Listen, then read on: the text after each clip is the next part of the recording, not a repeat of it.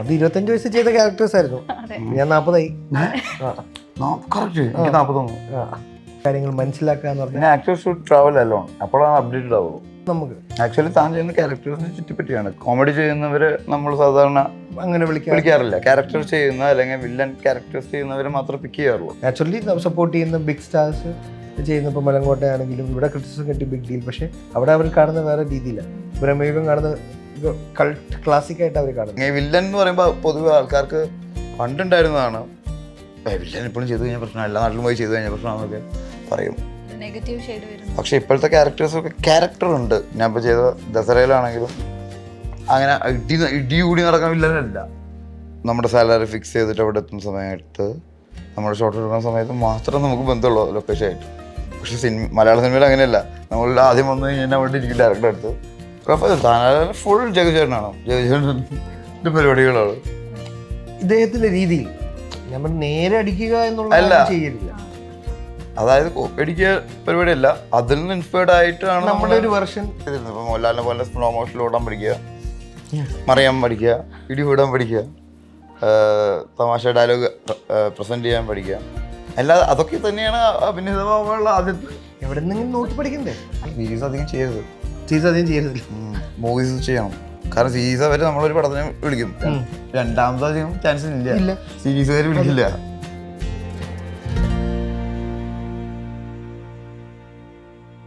Media വണ്ണിന്റെ celebrity ടോക്സിലേക്ക് സ്വാഗതം. നമ്മുടെ കൂടെ ഉള്ളത് അജു വർഗീസും ഷൈൻ ടോം ചാക്കോയുമാണ്.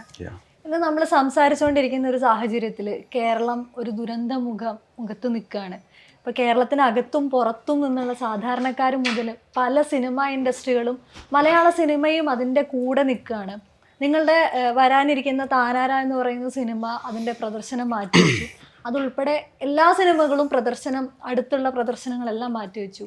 ഈ ഒരു സാഹചര്യത്തെ മലയാള സിനിമ ചേർത്ത് നിർത്തുകയാണ് കൂടെ. അതിനെങ്ങനെയാണ് നിങ്ങൾ കാണുന്നത്? മലയാള സിനിമ ചേർത്ത് നിർത്തുന്നതിനേക്കാൾ ഉപരി മനുഷ്യർ അവരുടെ സഹജീവികൾക്ക് ഒരു അവസ്ഥ വരുമ്പോൾ കൂടെ നിൽക്കുന്നതായിട്ടേ നമ്മൾ അതിനെ കാണുന്നുള്ളൂ. മലയാള സിനിമ അവിടെ ഒരു ടോപ്പിക് ഓഫ് ഡിസ്കഷനിൽ പോലും ഉണ്ടെന്ന് ഞാൻ വിശ്വസിക്കുന്നില്ല. ഇത് ഞങ്ങൾ ചെയ്ത് തീർത്തൊരു സിനിമയാണ്.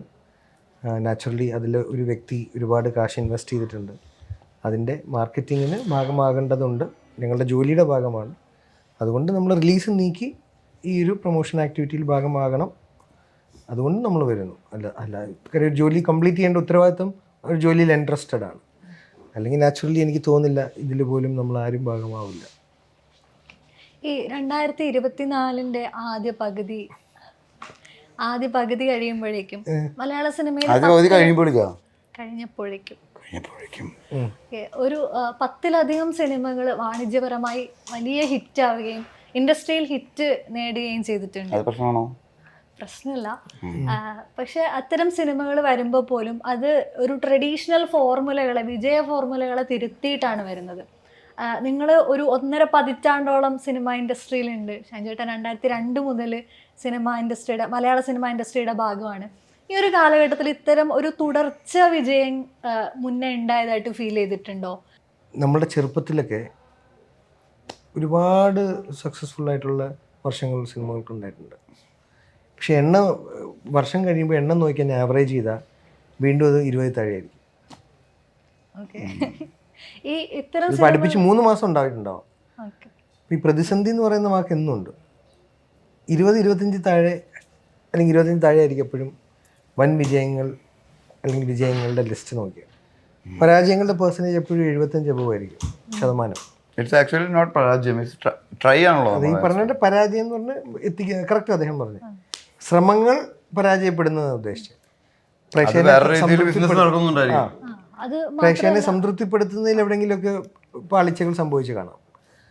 പക്ഷെ കണക്ക് നോക്കിക്കഴിഞ്ഞാൽ ഇപ്പോൾ ഈ ഫസ്റ്റ് ഹാഫ് എന്ന് പറയുന്നതും ഇനിയിപ്പോൾ അടുത്ത് കഴിയുമ്പോഴത്തേക്ക് ആവറേജ് ചെയ്ത് വരുമ്പോൾ ഇതെല്ലാം ഒരു ഏകദേശം തട്ടി നോക്കുമ്പോൾ സെയിം തന്നെയായിരിക്കും. പക്ഷെ നമുക്കിപ്പോൾ ഒരു വ്യത്യാസം അതിൽ ഉപരി നമ്മുടെ മാർക്കറ്റ് വലുതാവാൻ ഈ പോസ്റ്റ് കോവിഡിന് ശേഷം നമ്മുടെ സിനിമകൾക്ക് സാധിക്കുന്നുണ്ട്. പുറമേയുള്ള ഭാഷക്കാർ കൂടുതൽ കാണുന്നുണ്ട്.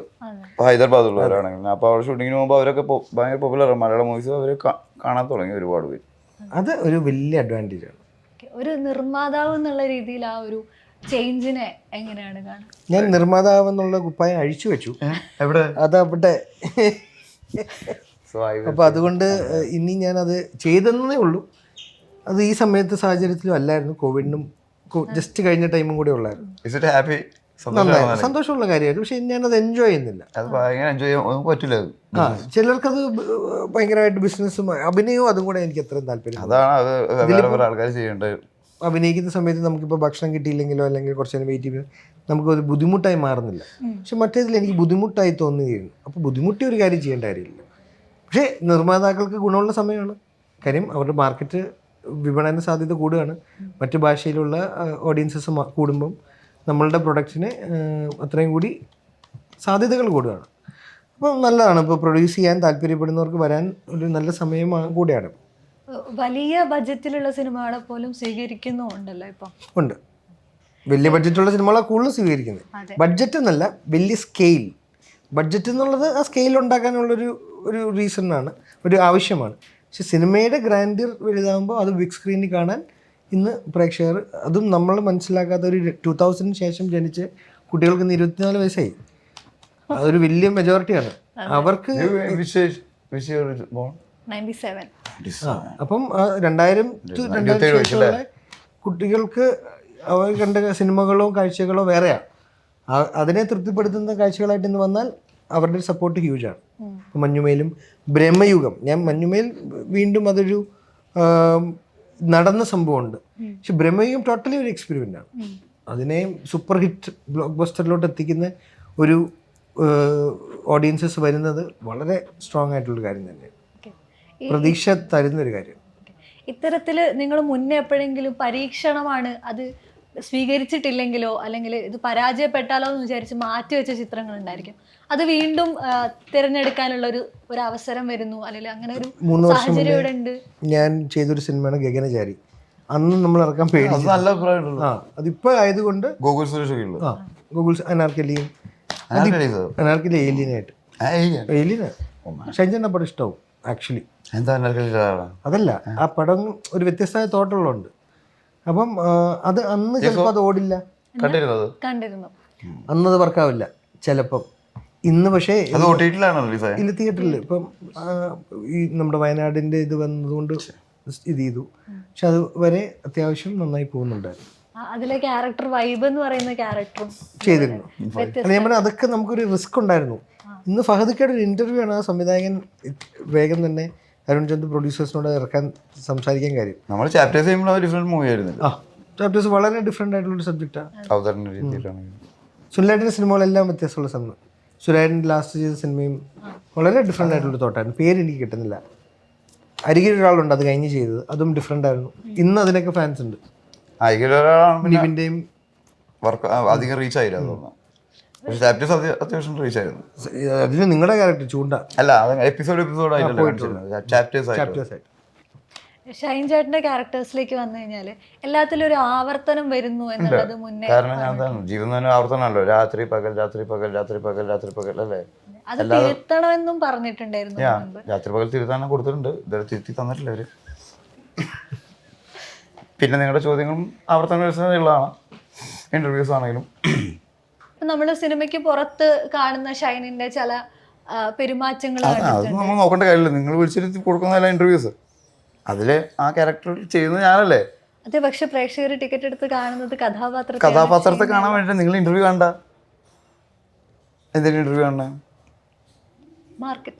മാർക്കറ്റിംഗ് ചെയ്യാൻ പറ്റും. ഒരാളെ ഇന്റർവ്യൂവിന് ആ സമയത്ത് അയാളുടെ മാനസിക നില ഈ രണ്ട് കാലും കണ്ടു മൂക്ക് വായ വെച്ചിട്ടുണ്ടെങ്കിൽ ഞാൻ ഇവിടെ ഇന്റർവ്യൂ കൊടുക്കുന്നു, അവിടെ അഭിനയിക്കുന്നു അല്ലേ. ഓവർ എക്സ്പോഷർ ആവുന്നതിന്റെ പ്രശ്നങ്ങൾ. ഓവർ എക്സ്പോഷർ ഞാൻ ഇന്റർവ്യൂസ് കുറയ്ക്കണം എന്നല്ലേ പറഞ്ഞത്. ഇത് ഇന്റർവ്യൂ കട്ട് ചെയ്യാം. ഞാൻ അതിന് പറയാൻ ആളല്ല, നിങ്ങളുടെ പ്രൊഡ്യൂസർ, നിങ്ങളുടെ. അപ്പൊ അത് നമ്മുടെ ഡ്യൂട്ടി ആണല്ലോ, എന്റെ ജോലിയാണ്, എന്റെ ഡ്യൂട്ടിയാണ്. അപ്പൊ നിങ്ങൾ വെറുതെ ഇങ്ങനെ പറഞ്ഞിട്ട് കാര്യമല്ലോ അല്ലേ. നിങ്ങൾ ചോദിക്കുന്ന ചോദ്യങ്ങളൊക്കെ ആവർത്തനല്ലേ. ഒരു ഡിഫറെന്റ് ആയിട്ട് ചോദ്യം ചോദിച്ചിട്ടില്ല ആരും. ചോദിച്ചിട്ടുണ്ടോ? ഞാനല്ലല്ലോ പറയേണ്ടത്. ചോദ്യം കേൾക്കുന്നത് ഷൈനാണ്. ചോദ്യം കേൾക്കുന്നത് ഞാൻ പറയുന്നത്. പക്ഷെ അത് പറഞ്ഞിട്ട് കാര്യമില്ല. ഇതൊക്കെ തന്നെയല്ലേ ചോദിക്കാൻ പറ്റുള്ളൂ. പക്ഷെ എല്ലാ പടത്തിനും പ്രൊമോഷൻ ചെയ്യണം, ഇന്റർവ്യൂ കൊടുക്കാം. അപ്പൊ അതൊരു പ്രശ്നമാണ് ഇന്റർവ്യൂ എടുക്കുന്നതെന്ന് പറയുന്നത്. തീർച്ചയായിട്ടും ഒരുപാട് ഇന്റർവ്യൂസ് കൊടുക്കുന്നത് don't get exposure this much. പക്ഷെ നിങ്ങൾ വിളിച്ചാൽ വരുന്നു, എൻ്റെ നമ്മുടെ ഉത്തരവാദിത്തമാണ് പ്രൊമോഷൻ കൊടുക്കണം അല്ലേ? അതിനനുസരിക്കാതിരുന്നു കഴിഞ്ഞാൽ ഓക്കെ അല്ലേ? യു ടേക്ക് അല്ല. ഞാൻ അടുത്ത ചോദ്യത്തിലേക്ക് പോട്ടെ. ഓക്കെ.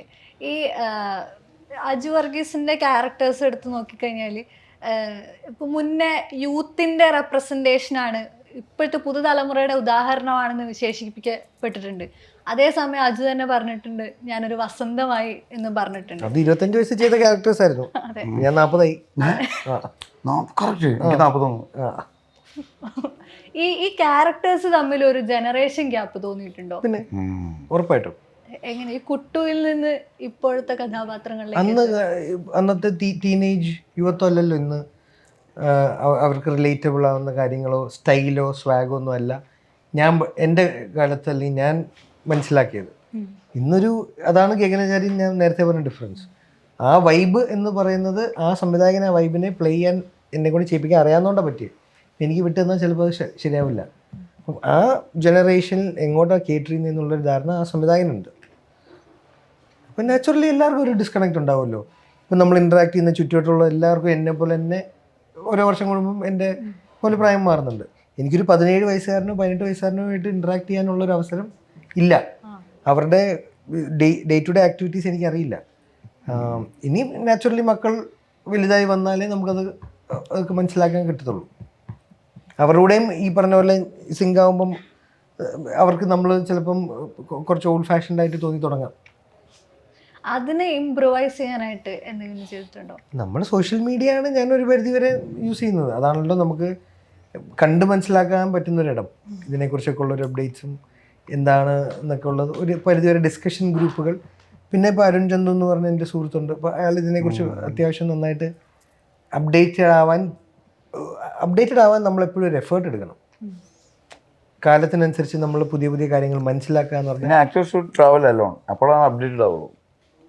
നാച്ചുറലി ഞാൻ ചെയ്യാത്തൊരു കാര്യമാണ് അത്. അപ്പോൾ അതുകൊണ്ട് തന്നെ വളരെ വാലിഡ് പോയിന്റ് ആയിരിക്കും. എനിക്കറിയത്തില്ല. പക്ഷേ നമ്മൾ പണ്ട് ഒറ്റയ്ക്ക് നടന്നു വരുന്നു, നമ്മൾ ബസ്സിൽ പോയിരുന്നു, ബിവറേജിൽ പോയിരുന്നു, ബാറിൽ പോയിരുന്നു അല്ലേ? പിന്നെ ആക്ച്വലി ആക്ടർ ആകുമ്പോൾ തിരക്കുകളിലേക്ക് ആകുമ്പോൾ അതൊക്കെ കുറയും. മനസ്സിലായ? അപ്പോൾ പബ്ലിക് ആയിട്ടുള്ള കണക്ഷൻ കട്ടാവും. അപ്പോൾ അപ്ഡേറ്റഡ് ആവാൻ പറ്റില്ല. എന്നാലേ നമ്മൾ അറിയുന്നുള്ളൂ.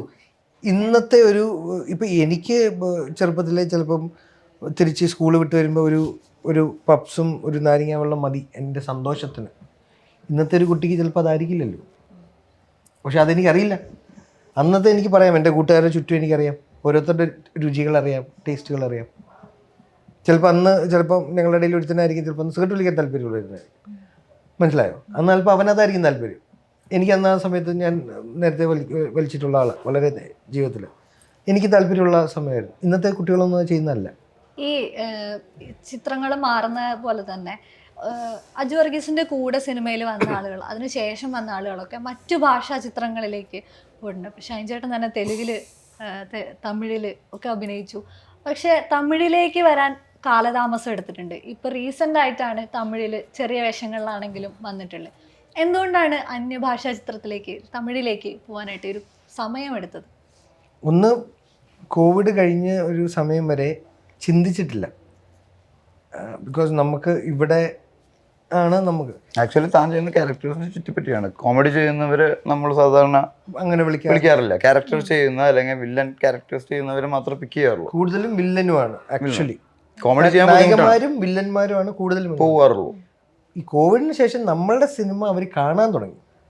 നാച്ചുറലി അവർക്ക് പരിചിതമായി തുടങ്ങി ഇവിടുത്തെ സിനിമകളും ചെറിയ ചെറിയ വേഷങ്ങൾ ചെയ്യുന്നവരെ പോലെ.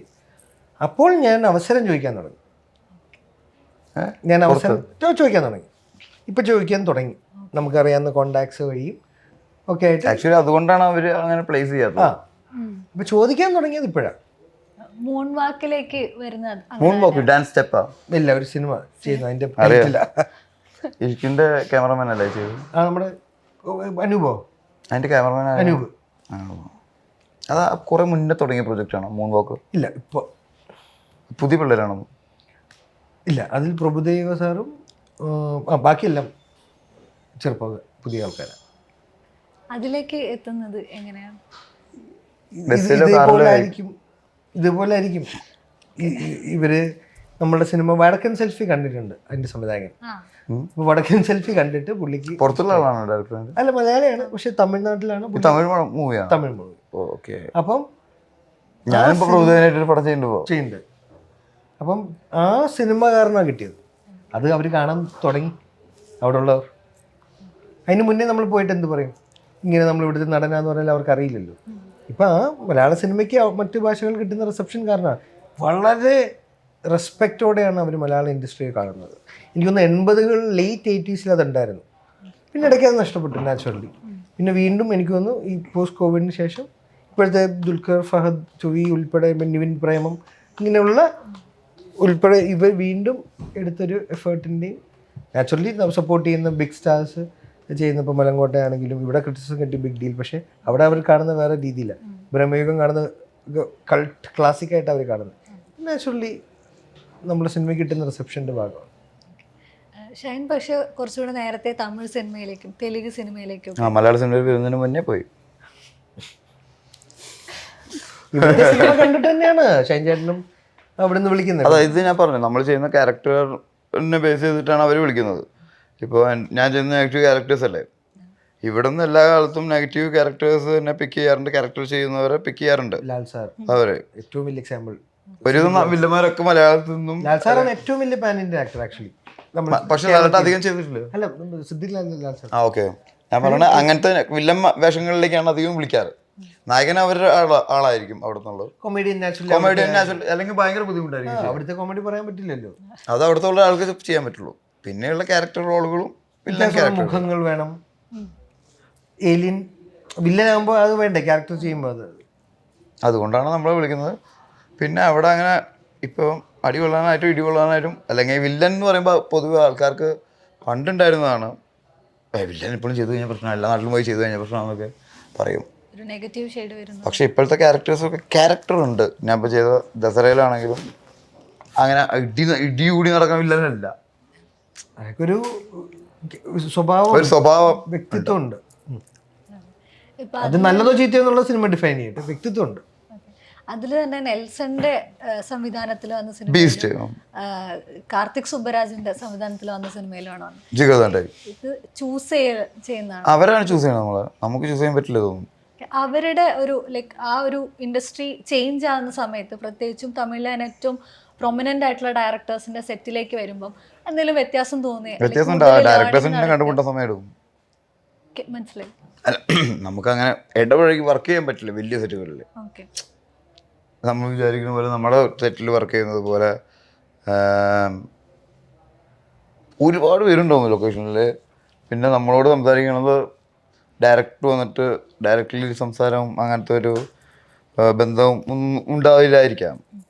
ചിലപ്പോൾ ചില ദിവസങ്ങളിൽ നമ്മൾ കാണും കൂടിയില്ല. അവരെ കാരമലിൽ തന്നെ ഇരിക്കും. ആ സാർ നമ്മുടെ ചേച്ചിക്ക് ഷോട്ട് എടുക്കാൻ വേണ്ടി പറ്റിയില്ല എന്ന് പറയും. മനസ്സിലായോ? നമ്മുടെ സാലറി ഫിക്സ് ചെയ്തിട്ട് അവിടെ എത്തുന്ന സമയത്ത് നമ്മുടെ ഷോട്ട് എടുക്കുന്ന സമയത്ത് മാത്രം നമുക്ക് ബന്ധമുള്ളൂ ലൊക്കേഷനായിട്ട്. പക്ഷേ മലയാള സിനിമയിൽ അങ്ങനെയല്ല. നമ്മൾ ആദ്യം വന്നു കഴിഞ്ഞാൽ അവിടെ ഇരിക്കും ഡയറക്ടർ അടുത്ത്, എന്നിട്ട് വർത്താനൊക്കെ പറഞ്ഞ് റെഡി ആയിട്ട് വരാം. അല്ല, അവിടെ അങ്ങനെയാണ് ഒരു സിസ്റ്റം അങ്ങനെയാണ്. അല്ല വെറുതെ വന്നിട്ട് വർത്താനം പറഞ്ഞ് പോകണം പറ്റില്ല. ചിലപ്പോൾ പറ്റുന്നവരുണ്ടായിരിക്കാം, പക്ഷെ വളരെ അപൂർവമാണ്. നമ്മളുടെ ആ ഷോട്ട് ഉണ്ടെങ്കിൽ മാത്രമേ നമുക്ക് അത് സെറ്റായിട്ട് അന്ന് ബന്ധം ഉണ്ടാവുള്ളൂ. ഷൈൻ മുന്നേ പറഞ്ഞിട്ടുണ്ട്, പഴയ സിനിമകളിലെ കഥാപാത്രം, മലയാളത്തിലെ തന്നെ കഥാപാത്രങ്ങൾ ഇപ്പോൾ ചെയ്യുന്ന കഥാപാത്രങ്ങൾ തിരഞ്ഞെടുക്കുന്നതിലും അതിനെ ചിട്ടപ്പെടുത്തുന്നതിലും സഹായിച്ചിട്ടുണ്ടെന്ന്. അതിൽ ഉദാഹരണം പറഞ്ഞിട്ടുള്ള KG ജോർജിന്റെ യവനിക എന്ന് പറയുന്ന സിനിമയിലെ തബലിസ്റ്റ് അയ്യപ്പന്റെ കഥാപാത്രം ബാസിപ്പിള്ളയെ ഒരുപാട് ഇൻഫ്ലുവൻസ് ചെയ്തു എന്ന് പറഞ്ഞു. അതേപോലെ ഇപ്പൊ ചെയ്യുന്ന സിനിമകളും അത്തരം റെഫറൻസുകൾ എടുക്കാറുണ്ടോ? താനാരയിലേക്ക് വരുമ്പോഴൊക്കെ അതുണ്ട്. ഫുൾ ജഗജേട്ടനാണ്, ജഗജേട്ടൻ്റെ പരിപാടികളാണ് ഇദ്ദേഹത്തിന്റെ രീതിയിൽ. നമ്മൾ നേരെ അടിക്കുക എന്നുള്ള ചെയ്യലില്ല. അതായത് കോപ്പി അടിക്കുക പരിപാടിയല്ല, അതിൽ നിന്ന് ഇൻസ്പയർഡ് ആയിട്ടാണ് നമ്മുടെ ഒരു വെർഷൻ. മുന്നേ മോഹൻലാൽ ഫാൻ ആയിരിക്കെ അങ്ങനെ കുറെ ഇൻഫ്ലുവൻസ്. മോഹൻലാൽ ഫാൻ അതാണ് നമ്മൾ മെയിനായിട്ട് ട്രൈ ചെയ്തിരുന്നത്, പ്രാക്ടീസ് ചെയ്തിരുന്നത്. ഇപ്പൊ മോഹൻലാലിനെ പോലെ സ്ലോ മോഷനിൽ ഓടാൻ പഠിക്കുക, മറിയാൻ പഠിക്കുക, ഇടി വിടാൻ പഠിക്കുക, തമാശ ഡയലോഗ് പ്രസൻറ്റ് ചെയ്യാൻ പഠിക്കുക. അതൊക്കെ തന്നെയാണ് അഭിനേതാവാനുള്ള ആദ്യത്തെ എവിടെ നിന്നെങ്കിലും നോക്കി പഠിക്കണ്ടേ അതെ. പരിപാടികൾ. പിന്നീട് നമ്മളത് ചെയ്യാൻ നോക്കുമ്പോൾ ഇതൊന്നും ചെയ്യാൻ പറ്റില്ല നമുക്ക് പടത്തിൽ. കാര്യം അത് നമുക്ക് വളരെ എളുപ്പമാണെന്ന് അവർ ചെയ്തേക്കുന്നത് കാണുമ്പോൾ തോന്നുന്നതാ. അതെപ്പോഴും അവർക്കേ പറ്റുള്ളൂ. അത് അവരുടെ ഭയങ്കര നാച്ചുറൽ ആയിട്ടുള്ള ആക്ഷനാണ്. നമ്മളത് അൺനാച്ചുറൽ ആക്ഷനായി മാറും. അതെ. പക്ഷെ അവിടെ ഇവിടെ തട്ടാത്തൊരു സാധനം നമ്മൾ പിന്നെ നമ്മൾ നമ്മുടെ നാച്ചുറൽ ആയിട്ടുള്ള ആക്ഷനിലേക്ക് എത്തും. ഇപ്പോൾ ഗ്രാജുവലി അതൊക്കെ വരുള്ളൂ. നമുക്കെന്നെ തോന്നി ഇതെന്താണ് നമ്മൾ കളിക്കുന്നത്, എക്സ്പീരിയൻസ് ചെയ്ത് അത് വരത്തുള്ളല്ലോ. ഇയാൾ ചെയ്ത് തന്നെ വീണ്ടും ചെയ്യാൻ നമ്മളെന്തിനാ വന്നിരിക്കണേ, മനസ്സിലായോ? എപ്പോഴും ഈ തോട്ടാണ് ഇംപ്രവൈസ് ചെയ്യാനായിട്ട് ഹെൽപ്പ് ചെയ്യുന്നത്. ഇത് ചെയ്യാനായിട്ട് പിന്നെ എന്നെ വിളിക്കേണ്ട കാര്യമില്ലല്ലോ. അങ്ങനെയല്ല, നമ്മളെന്തിനാണ് ഇത് തന്നെ ചെയ്തുകൊണ്ടിരിക്കണം എന്നുള്ളതാണ്. അത് അവർ ചെയ്യണമെന്നാണ് അവരുടെ ശൈലിയാണ്. അതല്ല വേണ്ട, അവർക്ക് വേണ്ടത് നിന്റെ ശൈലിയാണ് അല്ലേ? ഇപ്പം ഇൻ്റർവ്യൂവിലാണെങ്കിൽ പുതിയൊരു ആങ്കർ വരുമ്പോൾ പഴയൊരു ആങ്കറിനെ പോലെ തന്നെ പെരുമാറിയിട്ട് കാര്യമുണ്ടോ? പുതിയ രീതിയിലേക്ക് എത്തണം. പെട്ടെന്ന് കയറി എത്താൻ പറ്റില്ലല്ലോ. ഇപ്പോൾ സത്യൻ മാസ്റ്റർ കഴിഞ്ഞിട്ട് ഒരിക്കലും ഫഹദ് ഫാസിൽ എന്ന് പറഞ്ഞാൽ അഭിനയ ശൈലി വരില്ല. അത് സോമനും സുകുമാരനും മമ്മൂക്കയും മോഹൻലാലും രതീഷും സുരേഷ് ഗോപിയും അങ്ങനെ കഴിഞ്ഞിട്ടാണ് ഏതിലേക്കെത്തുള്ളൂ. എന്തുകൊണ്ടാണ് നമ്മൾ കാണുന്നതിനനുസരിച്ച് ഫൈൻ ചെയ്തുകൊണ്ടിരിക്കും പ്രേക്ഷകൻ. ആ പ്രേക്ഷകരിൽ നിന്നാണ് അടുത്ത ആക്ട് ഉണ്ടാവുന്നത് അല്ലേ? മനസ്സിലായി ഞാൻ പറയാം? അജുചേട്ടൻ്റെ പുതിയ ഒരു വ്യത്യസ്തമായിട്ടുള്ള ഷെയ്ഡ് വന്നായിരുന്നു ക്രൈം ഫയൽസ് എന്ന് പറഞ്ഞ സീരീസ്. അപ്പൊ അതിന്റെ 2ാം ഭാഗം ഇപ്പൊ പണിപ്പൂരയിലാണ്. അതിൽ കഴിഞ്ഞു വേറൊരാളാ. അതിന്റെ പുതിയ ഭാഗത്തില് വീണ്ടും കഥാപാത്രമായിട്ട് എത്തുന്നുണ്ടോ? അതിന്റെ വിശേഷം? ആ ക്യാരക്ടർ ഒന്ന് വന്നു പോകുന്നുണ്ട്, ഒരു ഗസ്റ്റ് അപ്പിയറൻസ്. പുതിയ കഥയാണ്, പുതിയ കഥാപരിസരമാണ്, പുതിയ ടീമാണ്. പക്ഷെ ആ ടീം എല്ലാവരും ഒന്ന് വന്നു പോകുന്നുണ്ട്. ഞാൻ പറഞ്ഞു സീരീസ് അധികം ചെയ്യരുത്. മൂവീസ് ചെയ്യണം. കാരണം സീരീസ് അവർ നമ്മളൊരു പടത്തിനെ വിളിക്കും, രണ്ടാമതധികം ചാൻസ് ഇല്ല. സീരീസ് വരെ വിളിക്കില്ല. അല്ല, ഇതാണ് ഗസ്റ്റ് റോളാണ്. മുൻപ് കോമഡി കഥാപാത്രങ്ങൾ ഒരുപാട് ചെയ്തെടുത്തുനിന്ന് പല ഷെയ്ഡുകളുള്ള കഥാപാത്രം ചെയ്യാൻ പറ്റുമെന്നുള്ള ഒരു കോൺഫിഡൻസ് അജു വർഗീസിൻ്റെ കഥാപാത്രങ്ങളിലേക്ക് എത്തിയിട്ടുണ്ട്. ഇപ്പം പുതിയ കാലത്തിലേക്ക് വരുന്ന സമയത്ത് എണ്ണം കുറയ്ക്കുകയും കൂടുതൽ ചർച്ച ചെയ്യപ്പെടുന്ന കഥാപാത്രങ്ങളെ ചൂസ് ചെയ്യുകയും ചെയ്യുന്നുണ്ട്. ഈവൻ ഗുരുവായൂരമ്പല നടയിൽ ഒരു പാട്ടിൽ മാത്രം വന്നു പോകുമ്പോഴും ആ സിനിമയുടെ മുഴുവനോളം ആ പാട്ടിൽ കൂടെ കൺവേ ചെയ്യാനായിട്ട് സാധിക്കുന്നുണ്ട്. ഈ എണ്ണം കുറയ്ക്കുമ്പോഴും അവിടെ ഇത്തരം വിജയം ഉണ്ടാകുന്നു എന്നുള്ളത് മനഃപൂർവ്വം എടുത്ത തീരുമാനമാണോ? റിസൾട്ട് ഒരിക്കലും നമ്മുടെ കയ്യിലല്ല, ഒരാൾക്കും ചെയ്യാൻ പറ്റില്ല. നമുക്ക് ഇങ്ങനെ പോയി നോക്കാമെന്ന് മാത്രമേ പറ്റുള്ളൂ. നമ്മൾ ഇത്രയും മനഃപൂർവ്വം എണ്ണം കുറച്ചിട്ടുണ്ടോ? മനഃപൂർവ്വം എണ്ണം കുറച്ചു, ഒരു 2 വർഷം കുറച്ചിരുന്നു. ഹ്യൂമർ ക്യാരക്ടേഴ്സ് ചെയ്യാതിരിക്കുക, റിപ്പീറ്റ് ആയിട്ടുള്ളതും മുന്നേ ചെയ്തതിൽ നിന്ന് ഒരുപാട് ആവർത്തനം തോന്നുന്നതും എന്നാൽ കഥയിൽ കോൺട്രിബ്യൂട്ട് ചെയ്യാൻ ഇല്ലാത്തതുമായ കഥാപാത്രങ്ങൾ ചെയ്യേണ്ട. അല്ലാതെ എല്ലാം വേണ്ടെന്നല്ല, ചെയ്ത് ഒരുപാട് പ്രേക്ഷകരെ വെറുപ്പിച്ചതും എന്നാൽ ആ കഥയിൽ ആ കഥാപാത്രത്തിൽ ഒന്നും ചെയ്യാനില്ലെങ്കിലും ചെയ്യണ്ടാന്ന് തീരുമാനിച്ചു. പക്ഷെ നമ്മുടെ വേണ്ടപ്പെട്ടവർ വിളിച്ച് പോകാതിരിക്കാൻ പറ്റത്തില്ല. അപ്പോൾ വിപിൻ വിളിച്ചപ്പോൾ നാച്ചുറലി അതിൽ പോകാൻ കാര്യം തന്നെ വിപിൻ വിളിച്ചു, സുഹൃത്താണ്. പക്ഷേ വിപിൻ വിളിക്കുമ്പോൾ വെറുതെ വിളിക്കില്ല, അതുകൊണ്ടാണ് ആ പാട്ട് ചെയ്തത്. പക്ഷേ നാച്ചുറലി ആ പാട്ട് വളരെ ഗുണകരമായി മാറുന്നത് എപ്പോഴാണ്? ആ സംവിധായകനെ നമുക്ക് അത് അറിയുള്ളൂ, അത് ഗുണം ചെയ്യുന്നു. അതൊരു ഭാഗ്യമല്ലേ. നമുക്കെങ്ങനെ അറിയാൻ പറ്റും? ഈ പാട്ട് പാടിയാൽ ഞാൻ പാട്ട് പാടുക എന്ന് പറയുന്നത് വളരെ അബദ്ധമായ കാര്യമാണ്. പാട്ട് പാടാറില്ല, പാട്ട് പാടാതെ വളച്ച് അതല്ല ഞാൻ പറഞ്ഞത്. നമ്മൾ പാട്ട് പാടി നമുക്കത് വിൽപ്പനയ്ക്ക് പറ്റുമോ? പറ്റില്ല. നമുക്ക് വിപണനത്തിന് പാട്ട് പാടാനുള്ള പാട്ടുകാരാണോ നമ്മൾ? അല്ല. ടിക്കറ്റ് എടുത്ത് വരുന്ന മോശമായ രീതിയിലുള്ള ടോണുള്ള പാട്ടുകൾ വേണമെങ്കിൽ നമ്മൾ പാടാം.